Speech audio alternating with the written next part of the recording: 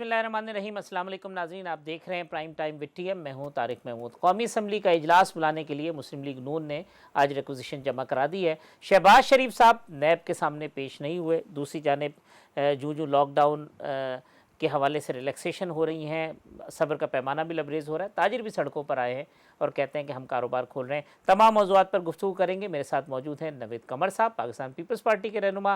मेरे साथ मौजूद हैं साबिक वफाकी वज़ीर दिफा खुर्रम दस्तगीर साहब, पाकिस्तान मुस्लिम लीग नून से ताल्लुक़। और मेरे साथ मौजूद हैं फैज़ुल्लाह कमोका साहब, पाकिस्तान तहरीक इंसाफ के रुकन कौमी असम्बली और चेयरमैन फाइनेंस कमेटी के।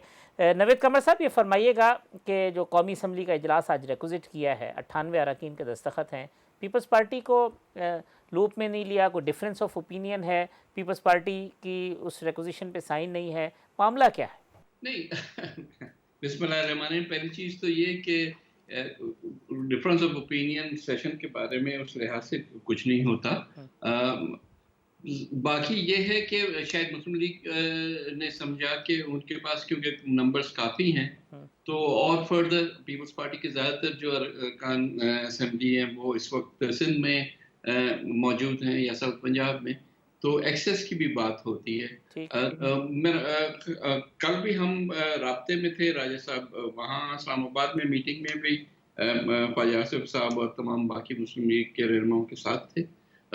उसके बाद हमारी एक जो मीटिंग थी इजलास के बारे में फ़खर इमाम साहब की सरबराही में, उसमें भी हम अपोजिशन वाले तीनों जो थे वो कंसल्टेशन के बाद ही गए थे, तो ऐसी कोई बात नहीं है। बाकी उन्होंने नवीद कमर साहब, आप कन्विंस हैं, आप भी यही चाहते हैं कि पार्लियामेंट का कौमी असम्बली का इजलास हो और उसी तरह से हो जो मुस्लिम लीग नून ने जिस तरह से कहा है? देखिए, दो चीज़ें मैं बिल्कुल क्लियरली कह दूँ। पहली चीज़ तो ये कि सबसे ज़्यादा हुकूमत को इस वक्त ज़रूरत है इजलास बुलाने की, क्योंकि हुकूमत के पास जो 5 ऑर्डिनेंसेस हैं जो कि या लैप्स हो गए हैं या लैप्स हो रहे हैं, और उनको जारी रखने के लिए असेंबली से उनकी तौसीक़ की ज़रूरत है। तो हुकूमत चाहेगी कि जल्द अज़ जल्द इसको इजलास को बुलाया जाए। कल जो हमारी डिस्कशंस हुई इस मीटिंग में, उसमें भी तकरीबन तमाम अरकान ने फिलफॉर जो इजलास बुलाने की बात की, और वो फिजिकल इजलास बुलाने की बात की, क्योंकि बातें ये हो रही थी कि शायद हम ऑनलाइन भी कुछ मेंबर्स को ले लें, लेकिन क्योंकि इस वक्त रूल्स में उसकी गुंजाइश नहीं है या बहुत कम है, तो बेहतर ये समझा गया है कम से कम पहला इजलास जो होगा वो फिजिकल होगा, और उसके बाद फिर वहाँ फर्दर कंसल्टेशन इस बारे में। तो और ये हमारा भी था, गवर्नमेंट की एलाइज का भी था, गवर्नमेंट का भी। तो इस तरह से मेरा ख्याल नहीं कि ये तो तकरीबन कंसेंसस था कि इजलास बुलाना चाहिए। ये तो अक्रॉस ऑल पार्टीज ये। खुर्रम दस्तगीर साहब, जो नवीद कमर साहब फरमा रहे, तो फिर इससे तो मैं एक ये बात भी ले रहा हूँ कि ये भी मुमकिनात है कि कौमी असम्बली का ये इजलास हो, फिज़िकल इजलास हो और उसके अंदर रूल्स के अंदर तरमीम भी हो, और ये गुंजाइश भी निकाली जाए कि कौमी असम्बली के या आपके जो सेनेट के इजलास हैं वो ऑनलाइन भी हो सकते हैं, कोई वीडियो कॉन्फ्रेंस के ज़रिए भी। यानी ये तो एक नया नुक्ता है जिसके ऊपर बात हो सकता है कि नई डिबेट शुरू हो। नई डिबेट शुरू ना हो और कौमी असम्बली के इजलास जो हैं वो फिजिकल ही हो, और उसकी वजह ये है कि ना सिर्फ अभी इजलास की जरूरत है, बल्कि चंद हफ्ते बाद बजट सेशन आने लगा है, और ऐसा कोई प्रेसिडेंस हम क्रिएट नहीं करना चाहते जिसके जरिए जो है वो बजट इजलास भी हुकूमत चाहे और वो इसको बुलडोज करके वर्चुअल इजलास के जरिए ले जाए। इसलिए हमारी तो यही कोशिश है, और हमने इसके ऊपर बाकायदा अपने दलाइल दिए हैं कि कौमी असेंबली में फ्लोर के ऊपर 450 लोगों की गुंजाइश है, और अगर साइड की गैलरीज ऐड कर लें तो 800 तक की गुंजाइश है। उसमें बहुत जगह है कि सोशल डिस्टेंसिंग के जो 6 फुट का फासला है उसको कायम रखते हुए भी कौमी असेंबली का इजलास बहुत आसान तरीके से हो सकता है। ये फिर दोहराऊं इसलिए जरूरी है कि जब अगर अदलिया अपना काम कर रही है, इंतजामिया अपना काम कर रही है, तो मुकन्नना को भी, जो कि अवाम की दुरुस्त और बराह रास्त नुमाइंदा है, अपना काम करना चाहिए। ठीक।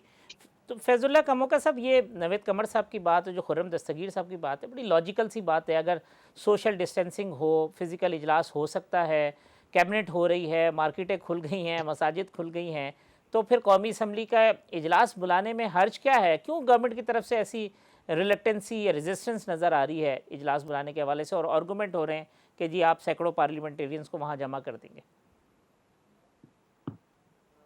बिस्मिल्लाहिर्रहमानिर्रहीम। देखिए, इसमें कोई इख्तलाफ वाली बात नहीं है। हमारी पार्टी भी और हमारे अलाइज भी, हम भी सब लोग चाहते हैं जी कि नेशनल असम्बली का इजलास हो, और उस पर फ़खर इमाम साहब की सरबराही में एक कमेटी बनाई गई, जिसका भी तज़किरा कर रहे थे मेरे मोहतरम नवीद कमर साहब। तो ये बातचीत हुई है दोनों तरीक़ों से ही कि इसको ये वर्चुअल इजलास हो या फिर ये फ़िज़िकल इजलास हो, या कुछ मेंबर्स जो हैं वो पहले इस इजलास में शामिल हो जाएं और बाकी लोगों को वीडियो कॉन्फ्रेंसिंग के ज़रिए से जो है वो शामिल कर लिया जाए। पूरी दुनिया में ये एक नई चीज़ इमर्ज हुई है, ये जो नए हालात पैदा हुए हैं, तो इसमें मेंबर्स को जो है उनकी सेहत का ख्याल रखना, उनकी जो है वो हिफाजत के लिए, ये मैं समझता हूँ ये ज़रूरी भी है।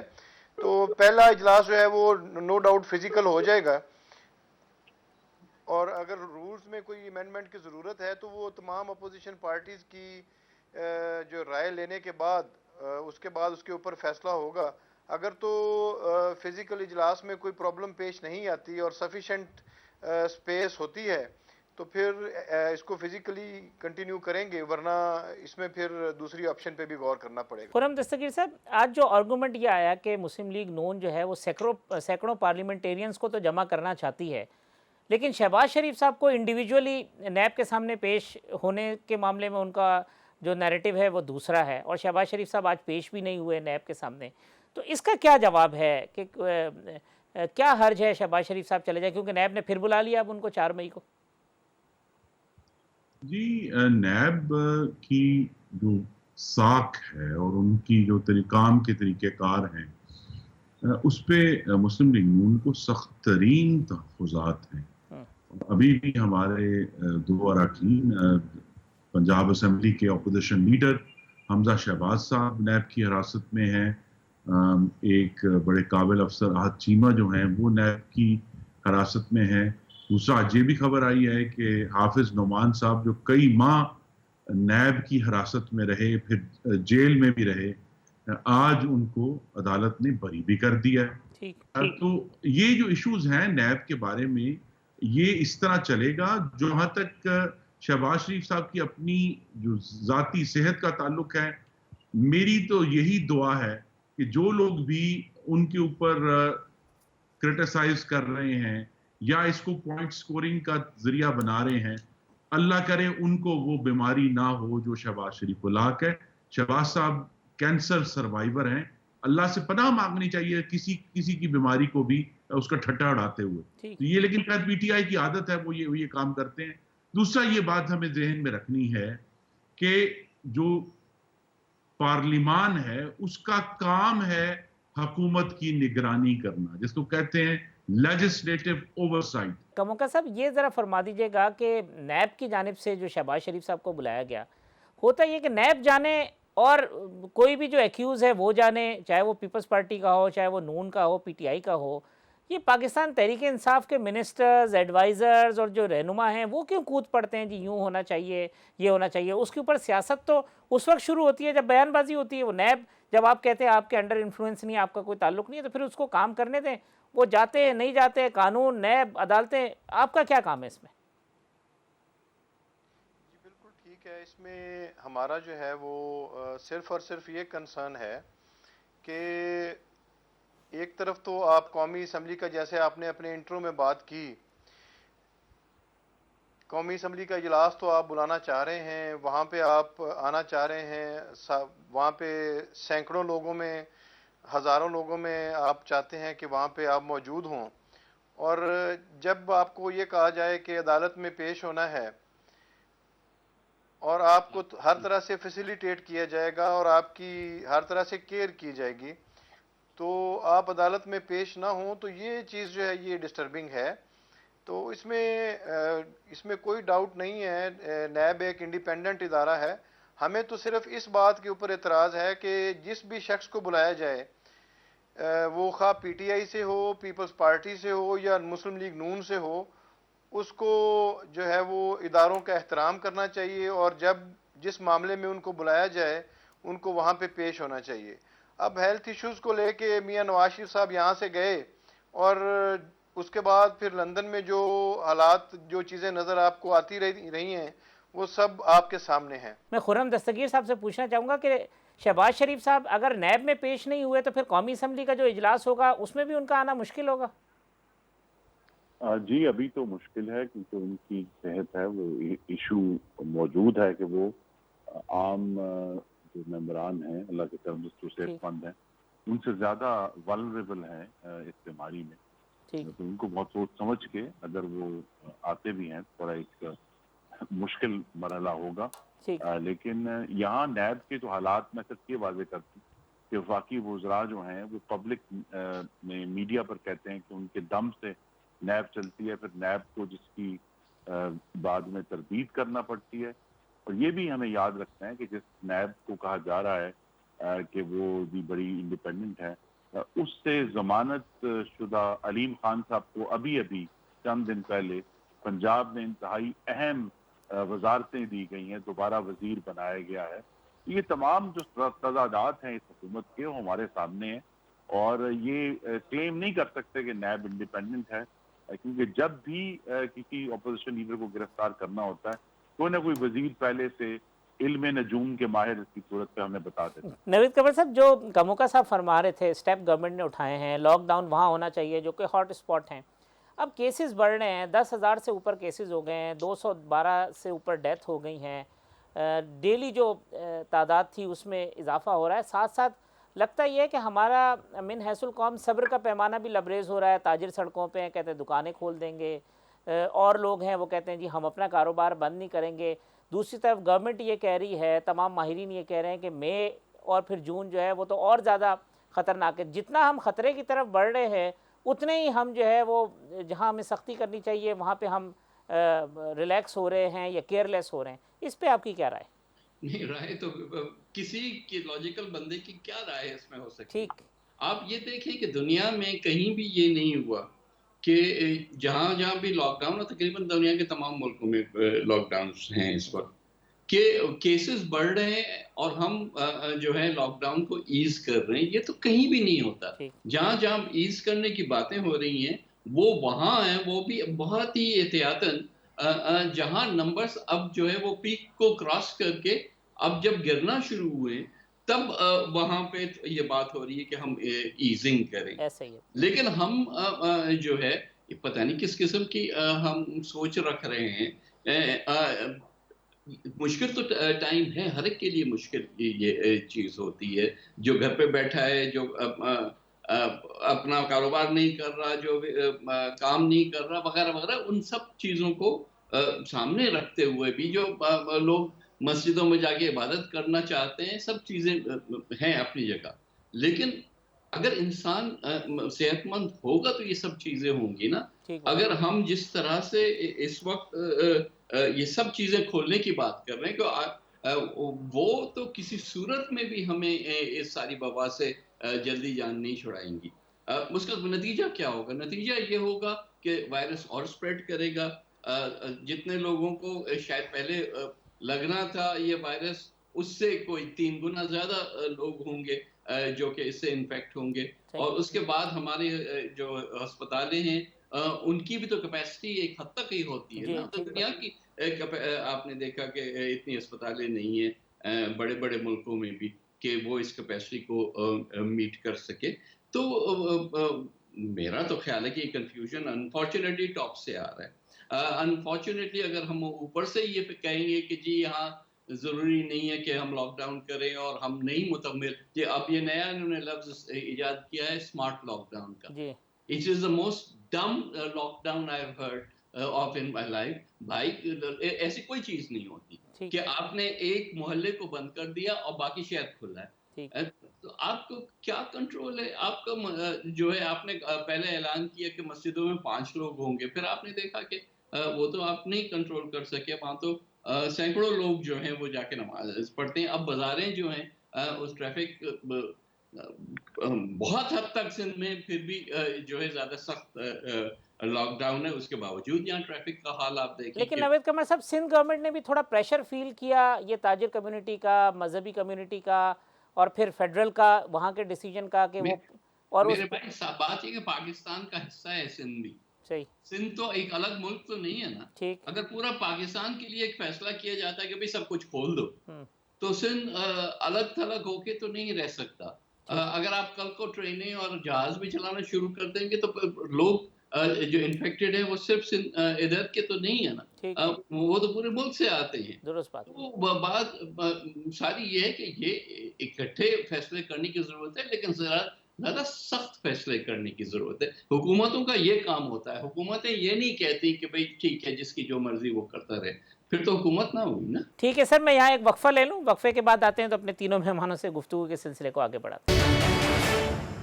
वेलकम बैक नाजरीन, नवेद कमर साहब, खुर्रम दस्तगीर साहब, फैजुल्ला कमोका साहब मेरे मेहमान हैं, मौजूदा सूरत हाल पर गुफ्तगू कर रहे हैं। खुर्रम दस्तगीर साहब, ये फिर जो कन्फ्यूजन है जिसका जिक्र नवेद कमर साहब फरमा रहे हैं, और उसके नतीजे में हमें एक ख़तरा या तबाही आते हुए नज़र आ रही है, कल रिस्पॉन्सिबिलिटी भी हम एक दूसरे के ऊपर डाल रहे होंगे कि जी यूँ था और यूँ नहीं था, और इसने ये किया और उसने ये किया, तो नुकसान तो हम कहीं का कहीं पहुँच जाएगा हमारा। जी, मुझे यकीन है कि हम सब दुआ तो करेंगे कि अल्लाह ताला हर पाकिस्तानी को इससे महफूज रखे। लेकिन इमरान खान साहब फरमाया करते थे कि मछली सर से गलना सड़ना शुरू होती है। तो ये तजब्जुब और कंफ्यूजन भी सर से शुरू हुआ है। वजीर आजम उसके बराह रास्त जिम्मेदार हैं, और वो अभी तक अब इतने हफ्ते हो गए हैं, कोई हमें मंतकी यार्ड स्टिक या मयार का जांचना जो है वो नहीं बता सके कि इस तरह होगा तो फिर हम इसको रिलैक्स करेंगे, या इस तरह होगा। अभी तक जितने भी मंतकी क्राइटेरिया नजर आ रहे हैं वो तो ये कह रहे हैं कि लॉकडाउन सख्त होना चाहिए, नरम नहीं होना चाहिए।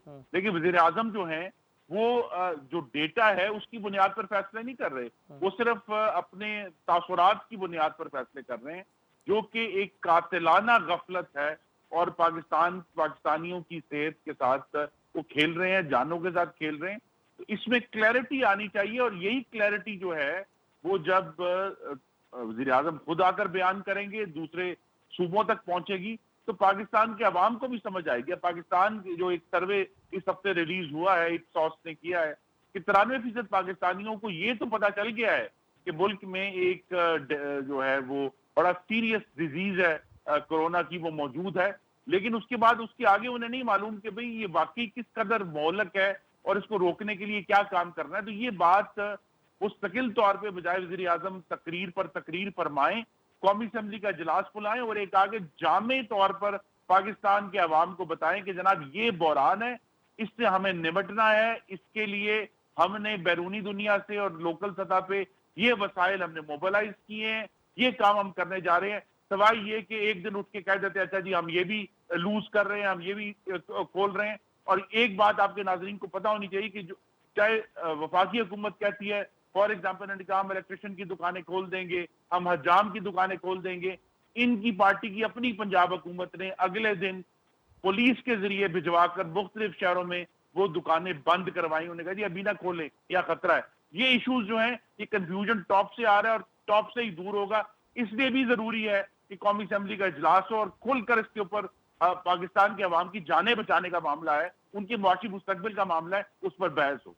कमोका साहब, जिस का जिक्र कर रहे हैं खुर्रम दस्तगीर साहब और उसको कातलाना गफलत करार दे रहे हैं, इमरान खान साहब के मिजाज की रिजिडिटी है, विजन का मसला है, सियासत बचाने का मामला है, या फिर हालात का तकाजा है? देखिए, मैं पूरी ईमानदारी से कह रहा हूँ कि जितनी फिक्र इमरान खान को पाकिस्तान की और पाकिस्तान के लोगों की है, किसी भी पॉलिटिकल लीडर को उस तरह से पाकिस्तान के लोगों की फिक्र नहीं है। खान साहब ने जो है इसके लिए जो national command and control centre बनाया है, असद उमर साहब हेड कर रहे हैं। चारों सूबे और हमारे जो जीबी गवर्नमेंट और आज़ाद कश्मीर की गवर्नमेंट है वो भी उसमें शामिल होते हैं, और तमाम डिसीजंस जो हैं वो कंसेंसस के साथ लिए जाते हैं। मुझे इस बात की समझ नहीं आती, मेरे ये दोनों सीनियर भाई अभी बात कर रहे हैं, ये तमाम फैसलों में तो शामिल हैं। यानी कल भी जो वहाँ पे कमांड एंड कंट्रोल सेंटर में मीटिंग हुई है, वहाँ पे नून लीग के एमएनएस भी थे, पीपल्स पार्टी के एमएनएस भी इनवाइटेड थे, ठीक है जी, और उनको सारा हालात वाकयात हर तरह से उनके आगे रखे गए। सूबाई हुकूमतों के साथ लम्हे लम्हे का राब्ता है, और जो है वो कंसेंसस के साथ डिसीजन लिए जा रहे हैं। यानी आप ये कह रहे हैं कि फैसलों जब फैसला साजी की बात आती है, जब फैसला साजी की बात आती है तो वहां पे तो पूरी राय भी दे रहे हैं, हर फैसले में शामिल भी हैं, और मीडिया के सामने आके एक दूसरी बात करते हैं। तो ये बात मेरी समझ में नहीं आ रही कि मेरे ये दोनों सीनियर भाई ये मतलब एक चेहरा वहां पे और है और इस तरफ आके बात और की जा रही है। चलें जवाब ले लेते हैं। नवेद कंवर साहब, फैसलों में आप शरीक हैं, जिम्मेदारी आप इनको डालें। आई एम सॉरी, मेरे छोटे भाई हैं फैजुल्ला, लेकिन बात यह है कि वहां सिंध गवर्नमेंट अपना व्यू पॉइंट रखती है और सख्ती से ज्यादा सख्त लॉकडाउन की बात करती है, लेकिन जाहिर है कि वहां कंसेंसस वही बनेगा ना कि जो मेजॉरिटी वहां बैठी होगी, जो कि जाहिर है कि federal government, Punjab government, KP government जो है उनके ओवरवेलमिंग नंबर्स हैं। तो आखिर में सिंध को वो उसी लाइन पे चलना पड़ता है जो कि वहां फैसला होता है। तो ये तो नहीं है कि हम बगावत उस वक्त कर सकते हैं कि नहीं जी हम अलग होंगे, लेकिन कंसेंसस का मतलब ये नहीं होता कि हमारा व्यू पॉइंट एग्जैक्टली वही है जो कि फेडरल गवर्नमेंट दे रही है। हमारे हिसाब से आज भी आप पब्लिकली कहें, आप मीटिंग्स में कहें, हमारे हिसाब से लॉकडाउन ज्यादा सख्त होना चाहिए। ये बहुत बड़ी गलती है जो कि आप ईज कर रहे हैं चीजों को। ये इससे हमें आगे जाके बहुत नुकसान होगा। मुझे समझ नहीं आता, ये तो फैजुल्ला भाई आप जो वहां की प्रोपेगेंडा लाइन है वो ना तो करे ना, आप सीधी सीधी बात बताएं। हाँ, हम अपना व्यू पॉइंट देते हैं, लेकिन व्यू पॉइंट के बाद जाहिर है कि जो मेजॉरिटी वो कैरी होता है। जी, मैं जरा चूंकि इकॉनमी, जी फैजुल्ला साहब, इकॉनमी पे मैं चाहता हूँ थोड़ी सी बात कर लूँ।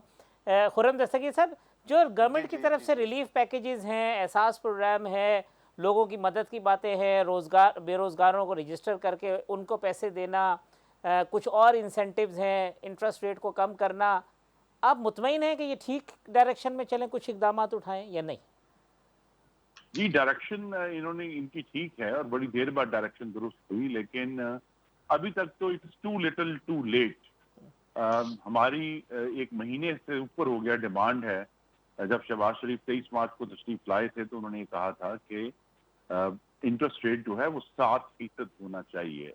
आज भी 9% है और अभी 2 स्टेप्स में ये यहाँ तक पहुंचे हैं, क्योंकि पूरी दुनिया में जिस किस्म की सिचुएशन 1 महीना पहले तक ऑलरेडी आ चुकी थी, इन्होंने देर की और इसका नुकसान भी जो है वो पाकिस्तान को हुआ है। जो और पूरी पॉलिसी जो हॉट मनी को लाने की थी वो मुकम्मल तौर पर नाकाम हुई। पाकिस्तान के बजट को उसका नुकसान हुआ। इसी तरह तेल की कीमत इतनी गिर गई है, हमने तो डिमांड किया था कि 70 रुपये होना चाहिए, अब हमारी डिमांड जो हमने कल की है कि 50 रुपये होना चाहिए। तो वक्त के ऊपर जो फैसले करने हैं वही हुकूमत करने से कासिर है। ये वही हुकूमत है। मैं अपने भाई का बहुत एहतराम करता हूँ, लेकिन अगर इमरान खान साहब को वाकई पाकिस्तानियों की जानों का ख्याल होता तो जो 8 केस हम छोड़कर गए थे पोलियो के, वो अब 208 हो चुके हैं। ये एक नायल शख्स को लगाया गया पोलियो प्रोग्राम चलाने पे। जो डेंगू फैला पिछले साल, उसके कोई मैनेजमेंट नहीं हुई और इनका रिकॉर्ड बहुत ही पब्लिक हेल्थ के मामले में कोरोना ने वाजे कर दिया कि बिल्कुल खराब है। खैबर पख्तूनख्वा में इस वक्त सबसे ज्यादा शरह अमवात है और 7 साल से वहां इनकी हुकूमत है। तो इकोनॉमी में आकर भी ये जो एक वक्त पर फैसले नहीं करते, चाहे वो IMF में जाने का फैसला है, चाहे वो इंटरेस्ट रेट घटाने का फैसला है, चाहे वो पेट्रोल की कीमतें घटाने का फैसला है, और दूसरी तरफ हम ये देख रहे हैं कि मुस्तकिल तौर पर पाकिस्तान के अवाम को गलत बताते हैं ना जी। ये जो IMF ने पैसे दिए हैं, IMF ने हमें कर्जों में अभी तक $1 का रिलीफ नहीं दिया। ये 1.4 अरब डॉलर का मजीद कर्जा है जो पाकिस्तान के ऊपर चढ़ गया है। और जो रिलीफ लेना था, G20 ने कहा कि पाकिस्तान ने तो दरखास्त ही फाइल नहीं की। तो ये नजर आया है कि वजीर आजम साहब तकरीर तो फरमा देते हैं, लेकिन उनकी हुकूमत और वो खुद जो है वो अमली जो इकदामात हैं वो उठाने से बेबस है और कासिर है। इसका नतीजा ये है कि हमें तो बता दिया जाता है कि बहुत बड़ा रिलीफ मिला है, G20 कहता है हमने आपको कोई रिलीफ नहीं दिया क्योंकि आपने उसके लिए अप्लाई ही नहीं किया। मैं यहाँ एक वक्फा ले लूँ, वक्फे के बाद आते हैं तो प्रोग्राम के आखिरी हिस्से में कोई सजेशंस पे भी बात कर लेंगे और फिर ये भी बात कर लेंगे कि जो इकॉनमी के हवाले से गवर्नमेंट स्टेप उठा रही है क्या वो दुरुस्त सिमत की जानिब पेशकदमी है या उसके अंदर जो कमी बेशी हैं उनको किस तरह से दूर किया जा सकता है। वक्फे के बाद आते हैं तो प्रोग्राम को कंक्लूड करते हैं। वेलकम बैक नाज़रीन, प्रोग्राम के आखिरी हिस्से में गुफ्तगू का आगाज़ करते हैं। कमोका साहब, चूँकि फाइनेंस से भी आप बराह रास्त आपका ताल्लुक है, चीज़ों को देख भी रहे हैं, ये इकॉनमी से रिलेटेड फैसले भी डिले किए हैं और फिर आप गलत एदाद शुमार भी बताते हैं, सही पिक्चर नहीं बताते कौम को। नहीं, ऐसी कोई बात नहीं है, ये पॉलिटिकल पॉइंट स्कोरिंग कर रहे हैं मेरे भाई। मैंने पहले बताया है कि ये 1200 बिलियन का पैकेज है। एनडीएमए को 25 बिलियन फौरी तौर पे जारी किए गए, जिससे किट्स और सामान और जो फील्ड हॉस्पिटल्स हैं और इसके अलावा जो मुख्तलिफ सहूलियात हैं, लेबॉरेटरीज बनानी हैं मुख्तलिफ एरियाज़ में टेस्टों के लिए, उसके ऊपर काम हो रहा है इससे। फिर हेल्थ वर्कर्स के लिए 50 बिलियन के पैकेज का ऐलान किया गया है।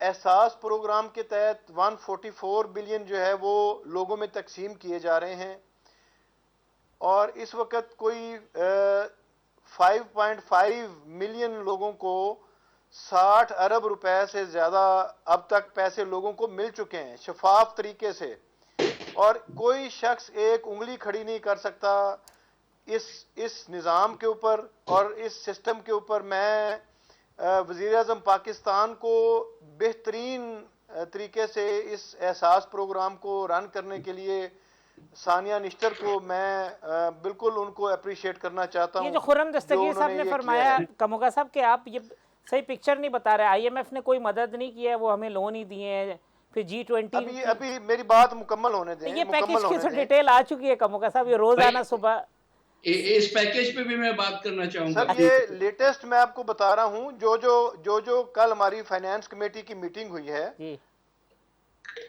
और हमने उसमें लेटेस्ट अपडेट लिया है, जो चीजें दी जा चुकी हैं मैं वो बता रहा हूँ आपको। ठीक। अच्छा, अगर आईएमएफ की बात कर लें तो बिल्कुल आईएमएफ ने जो भी लोन्स हैं वो सारे डेफर हो चुके हुए हैं, इंटरेस्ट पेमेंट्स जो हैं वो डेफर हो चुकी हुई हैं। हमारे जो मल्टीलैटरल या बायलैटरल लोन्स थे वो सारे डेफर हो चुके हुए हैं और 1.4 बिलियन डॉलर्स का जो है वो एक पैकेज पाकिस्तान के लिए आईएमएफ ने अनाउंस कर दिया है। वो पाकिस्तान की गवर्नमेंट ने अनाउंस नहीं किया, आईएमएफ ने अनाउंस किया है। नवेद कमर साहब, ये पैकेज के ऊपर आप कुछ कहना चाह रहे हैं? नहीं है, ग्राउंड के ऊपर जो रियलिटी है मैं वो आपको बता रहा हूँ। जी ठीक है कमोका साहब, जवाब ले लें नवेद कमर साहब शहर के अंदर। एक सेकंड, ये इसी मीटिंग में जिसको वो प्रोजाइड कर रहे थे मैं भी मौजूद था वहां पे। अब सवाल ये है कि सबसे बड़ा जो इस वक्त तक आपने हैंड आउट किया है, जिसको आप एहसास प्रोग्राम कहते हैं, एक्चुअली ये बेनजीर इनकम सपोर्ट प्रोग्राम है और ये पिछले 8 सालों से हर साल होता है। अगर आप बजट बुक्स निकालें तो 188 बिलियन रुपीस जो हैं उसमें रखे गए थे इस साल के बजट में, जो जून में हम तीनों ने पास किया था। उसमें कल बताया गया कि 144 बिलियन डिस्पर्स किए जा रहे हैं, मतलब इसमें भी कटौती है। एडिशनल तो आप क्या उसमें दे रहे हैं आप, और 44 बिलियन 188 में से 144 दे रहे हैं आप। तो ये तो उसमें आप जो 1.4 ट्रिलियन की तो कल ही वही तो खुल गई ना कि पैसे कहाँ हैं, कि उसको क्या मिल रहा है। आपने भाई पिछले 9 माह के पैसे लोगों को जा चुके हुए हैं। प्लीज लेट मी जो पिछले 9 माह गुजरे हैं उनके पैसे लोगों को बेनजीर इनकम सपोर्ट प्रोग्राम या एहसास प्रोग्राम वाह। के लोगों को जा चुके हुए हैं, जी ये इन एडिशन भाई है। मैं लेट मी कंप्लीट ना, वी कैन डिस्कस दिस। 188 का आपका ओरिजिनल बीआईएसपी का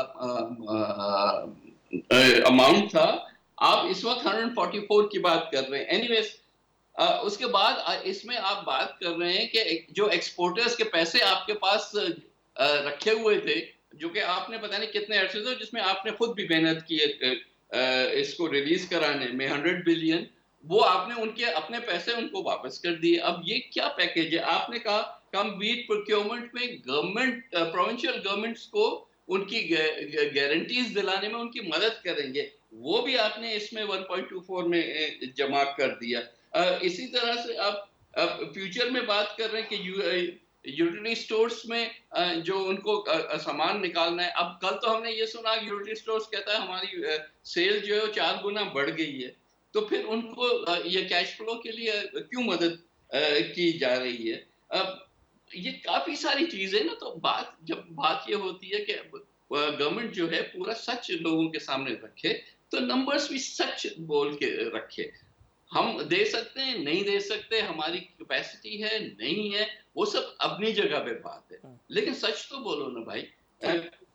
तो एक्चुअल जो नंबर्स हैं इसमें से इवन डिस्पर्सल की जो हम बात कर रहे हैं, तो वो भी तो at the end of the day कितना होगा? फिर हमने कहा 200 बिलियन डेली वेज वालों को मिलेगा, अच्छी बात है कि मिले, लेकिन अभी तक उसकी कोई पता नहीं है, कोई मोडेलिटीज नहीं तय हुई, किसी को नहीं पता कि सिलेक्शन कैसे होगी, डिस्पर्सल कैसे होगा।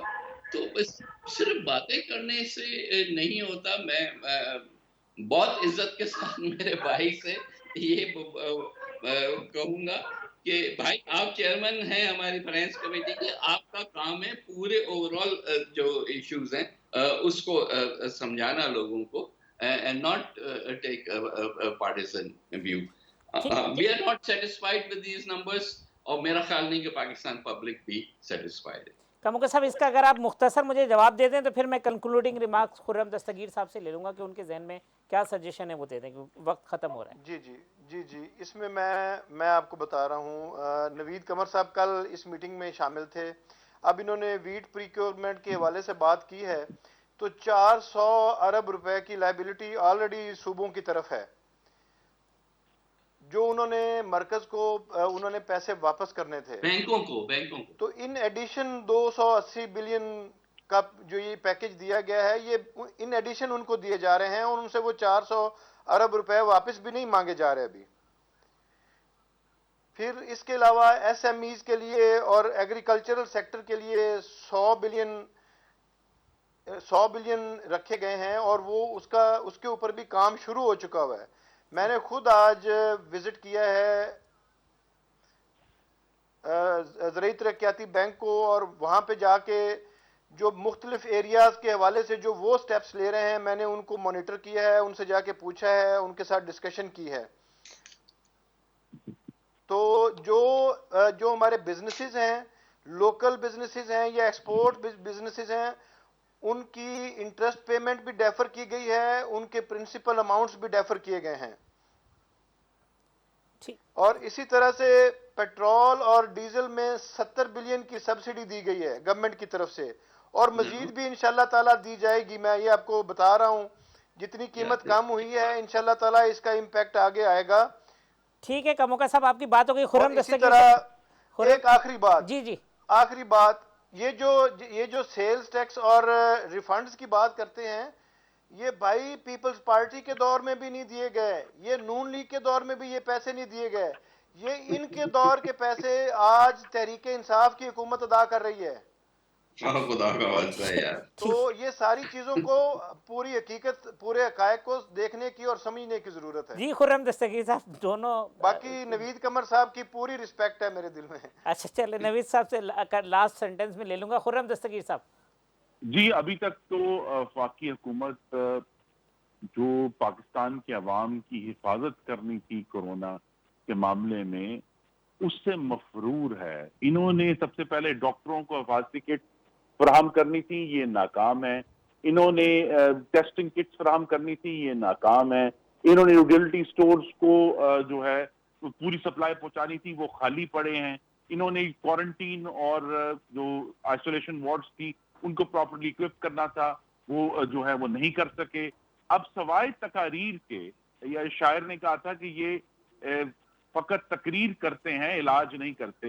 ये सिर्फ एक कंफ्यूजन फैलाकर ये हमें बता रहे हैं कि अच्छा जी हम तो पैसे भी दे रहे हैं।